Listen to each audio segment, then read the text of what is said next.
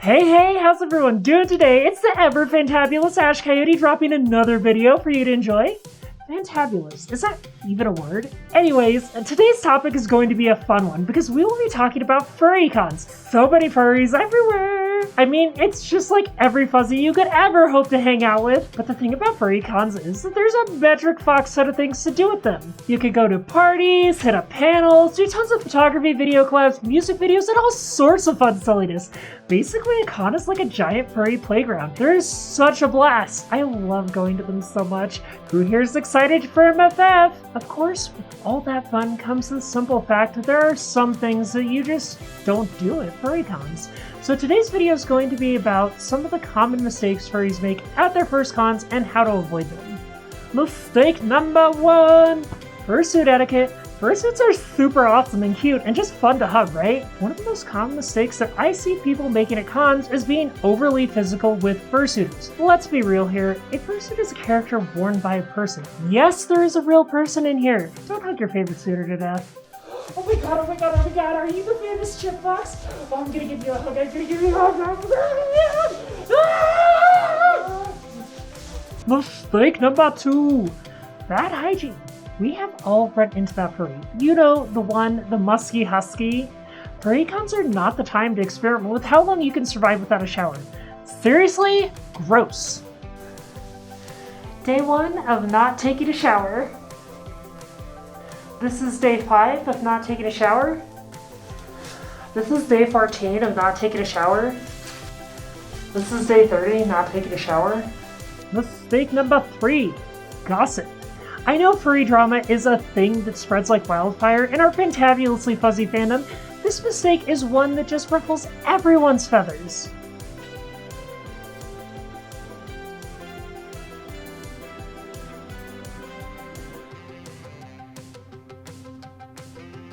Mistake number 4, don't spam your friends at weird times of the evening. Believe it or not, some people at conventions sleep, or at least they try to, which brings me to my next point. Don't spam your friends' messages at dark 30 in the morning. Hey,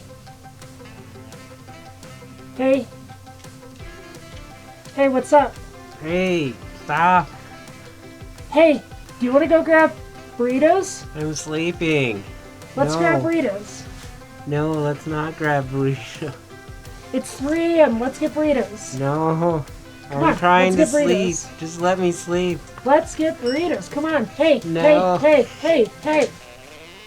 Ah, I know it's fun to chat and hang out. Just try to do everything at a reasonable time. Mistake number 5. Don't borrow your roommate's fursuit. Seriously big no-no. If I catch you trying to sneak into one of my suits, oh my god. But wearing ship suit, I think I'm gonna be a fox.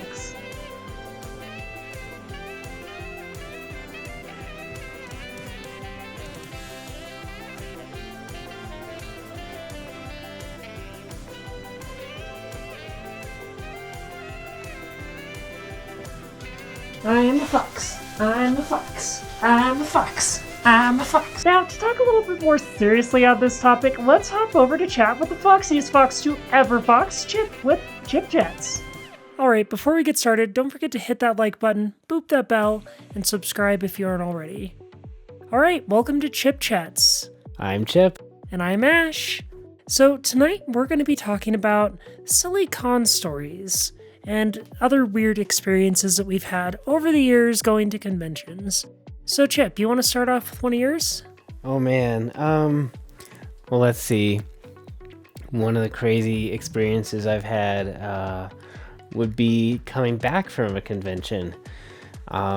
This guy didn't plan. Oh no. He didn't plan on leaving the convention and getting home. What he did is he stalked us through the airport and through the airport we arrived at, followed us to our car, and demanded he have a seat in our car and that we drop him off at his house, even though we didn't have enough room for him because of our fursuits and the friends we were taking home already. Yeah, no joke. I think we had like 4 people crammed in the back seat. And then he demanded to get in my car, and I was like, no, I can't fit you. You need to take a taxi or something. He says, I don't have any money. I'm like, that's not my problem. You should have planned how to get home. You can't just go to a con and then have no money by the time you leave. But he ended up like on the floor of my car for an hour and a half while we dropped everyone off. It was ridiculous. It was kind of frustrating. And if I remember correctly, didn't he like forget something in the car too? Yeah, he left his wallet in my car. And That's right. we had to drive like another hour to bring it to him, which I was not in the mood to do, but I was being nice that day. Well, I mean, it happens. When you go to a convention, make sure you have enough money to get there and to get home. That's very important. No kidding. Going off con stories that we've shared together, I remember one of a particularly strange roommate. You'd made friends with this guy a few years ago, and it was at Rainforest. Right, we had casually met at Rainforest. Yeah, like it was this guy that you had met at like Rainforest a long time ago, and like artist. And as things go, this was my first Furry Con outside of the state of Colorado, and I was still very new to everything. Chip's like, well, let's go to Rainforest. We have friends that have a room there, and they have space for us, so why not, right? Sure. Save some money, share a room. Yeah, save some money, share a room. What could possibly go wrong? Apparently a lot. We get to the airport, and they're there to pick us up, of course. And kind of in a similar situation to the last story, there weren't enough seatbelts in the car, and we all have to cram into the back of this tiny little, compact... What was that, like a Subaru or something? Yeah. We all pile into this thing, and we go to the con. We make it to the con, everything's going great, we're having fun. And I think it's our first night, and we fall asleep, and this guy comes back from the dance. Now, this guy decided to save money on, everything at the con, so he decided to just buy a bunch of food, $200 worth of groceries for the room. And I was like... didn't save any money. Yeah, it saves nothing. And so, he bought $200 worth of groceries for the room, and he had them sitting there. And so, he turns on all the lights and proceeds to make a sandwich. I kid you not, a sandwich with chips in it. And then he's, sitting there crunching the sandwich on the end of our bed. Why? This is, 3 a.m. at a convention. We're all exhausted. The entire room was asleep, and this guy comes in and basically wakes everybody up. This happens pretty much the rest of the con. Right. He just doesn't care that everyone else in the room is asleep. He's being super rude and ignoring everyone. Furry problems, maybe? Yeah. I mean, moral of the story is, be a little courteous to your roommates. It's a good way to lose roommates. And lose friends. But that being said, I think you have another story that kind of ties off this one. To the roommate of the roommate or whatever that... I don't even know what that person's relation to the room was. This con scarred me, by the way. Rainforest... What year was this? Rainforest, 2013? Maybe 2012. 2012. Rainforest 2012 scarred me. There you go. Yeah. So, I guess we had another guy just decide to take my fursuit out of the room when I was gone, and I came in the room, couldn't find my fursuit because I was going to go fursuiting, and it was just gone. Everything was gone. And I'm just looking around, and I start texting everybody hey, have you seen my fursuit? What happened to it? And one of the roommates is like, oh, I just took it. And I'm like, where is it? And he's like, oh, I gave some of it to somebody else. I'm like, who? He's like, I don't know. Just somebody. No, that's right. It was one of his friends. So he had this friend that showed up too, and he just this friend decided he wanted to wear the tail and just walks off with it. We don't see the tail for 10 hours. I had to go search the entire convention for it until I found it, and the roommate just didn't care that he just gave my tail away. Just what is your problem? Why would you take somebody else's thing and give it away? I mean, to be fair, these were the people you knew, not me. I mean, this... that's the thing. When you're new to going to cons, you meet strangers and you try to make friends, but sometimes you don't know much about them. And I would say that's a fact. yeah, and so you end up figuring out really quick after rooming with them if you like them or you don't like them. Yeah, like why is your fursuit missing, or why are you missing $20? That kind of thing. Yeah. Why are you waking me up at 3 a.m.? Yeah, why are you waking me up at 3 a.m.? And this was all at the same convention for us. I mean, like, I think of Rainforest 2012 as like the horror story con for me, because like this was my first real glimpse into what was, albeit a small con at the time, my biggest con I'd been to. Right. If it had been any worse, I might have just stopped going to Furry Cons. I mean, I don't know. I mean, I'm sure you wouldn't have let me stop going to Furry Cons. I wouldn't have let you, but yeah. From then on, we decided to only room with people we knew really well in real life, not just online. And we decided most of the time we just want our own room. I mean, I think that's smart. Like, in a lot of ways, I feel like having your own room kind of allows you to have a controlled environment. Yeah, because cons are crazy and hectic and wild, and sometimes you need a place to decompress and chill. And if it's full of people, it's really hard to do that. Well, more often than not. I mean, we've had situations where we try and go back to our room, and for various reasons, like the room is occupado. And like it sucks when like it's your name on the room, and like you paid the lion's share of the price on the room, but you can't utilize it when you need it, like when you need to get out of suit or when you need to sleep or rest. So consider saving up enough that maybe get your own room if you would rather have some private time off and on. Yeah, that's a pretty good rule of thumb. Now, there's a few other con stories that I have to share. Okay. The legend of the epic hug. Oh, yes. Oh, That's yes. Right. So there's been this person that I've known for a few years online. We chatted back and forth, and we never met, and MFF was coming around, and this was going to be their first Furry Con. So they they were wanting to go to MFF. We happened to be going to MFF, and I was like, cool, let's meet up and say hi. And we kind of planned on it. We end up, I think it was Saturday, or no, it was Sunday. This would have been Sunday, because it's all coming back now. This would have been Sunday at the con. So we decided to meet up in the lobby, and we go down there. I meet this guy, this big guy, like huge, like taller than me, and I'm tall. And he's like, can I give you a hug? What's the harm in having a hug? I'm in fursuit. This sounds cool. Whatever. Person proceeds to give me the biggest bear hug I have ever received. It cracks both my ribs, like on each side. Like it cracked my lower ribs. And when I say cracked, I mean broke. Ouch. Yeah, it hurt a lot. Like you could hear him, like you could hear like the snap. Of course the person didn't really know what was going on, and I wasn't sure either. I was just in pain. I was like, whoa. And you're in suit though, so you can't really express that. Yeah, I mean, I think I just was only able to let out a grunt because, like when you get hugged like that, all the air kind of comes out of your chest too. So you can't even speak. You just kind of make a Oh, that's scary. Oh my goodness. You remember the plane ride home? Yes, that was very uncomfortable for you. That was so uncomfortable. I was just like in pain. I was in pain for like 6 months because of that. Broken ribs take a long time to heal.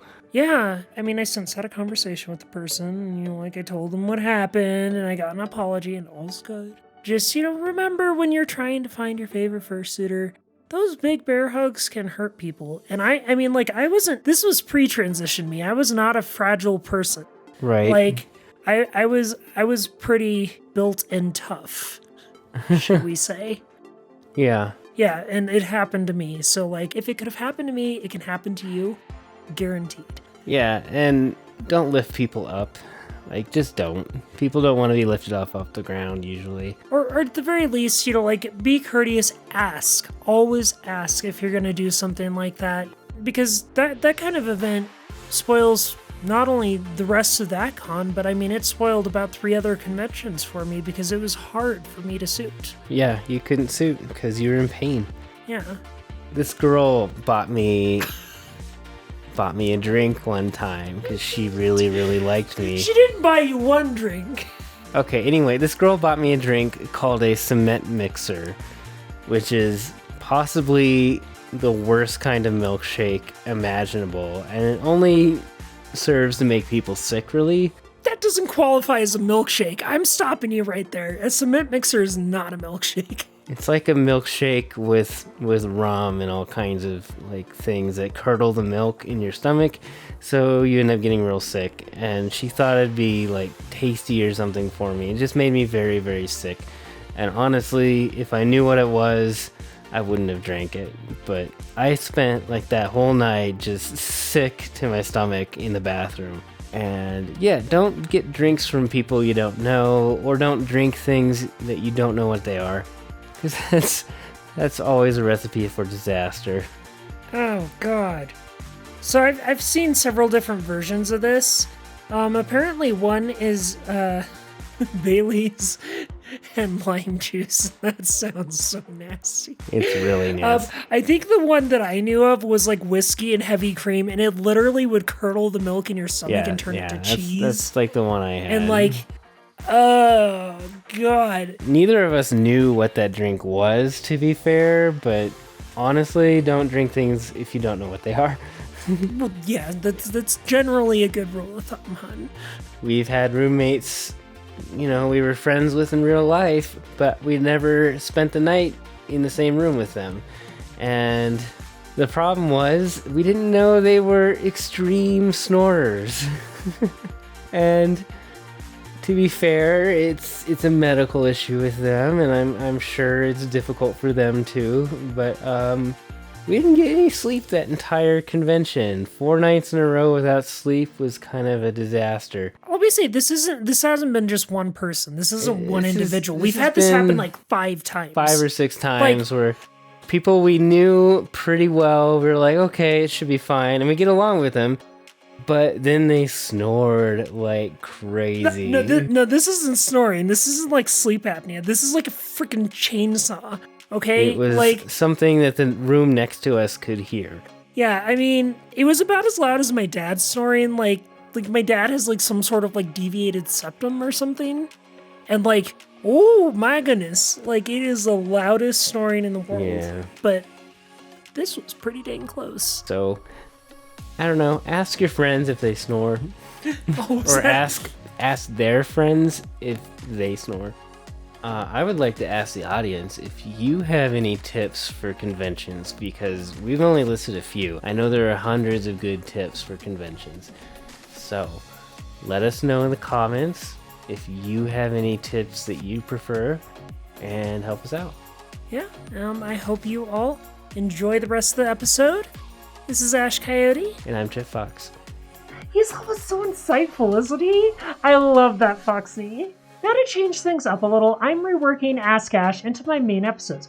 Bear with me here, I have a backlog of questions to answer, so I will be answering a few questions at the end of each episode, and we'll just see how that all flows together. Don't forget to tell me what y'all think! This week, I will be answering a couple questions from Lauren. The first question is, I'm suffering from a lack of self-confidence, which is preventing me from doing things that I need to do. Studying, practicing driving, coming out. Would you happen to have any advice for me or anyone else in a similar position? And the second question is, are there any anthropomorphic characters in fiction that you personally resonate with? I'm going to answer the second question first because that one's easy. I love Robin Hood. They are constantly fighting for what they believe in and do so with cunning, elegance, and maybe just a little bit of foxy sass. It's something that I try to do in my own way with my work and artistic endeavors. Now on to the first question. That I'm answering second, but was actually first. Coyote logic. I often find that self-confidence comes from a love and acceptance of yourself first. From my own personal experience, I was never really a confident individual until I embraced my identity. Pre-transition me was a very fake person in a lot of ways, just lost in a world of insecurities.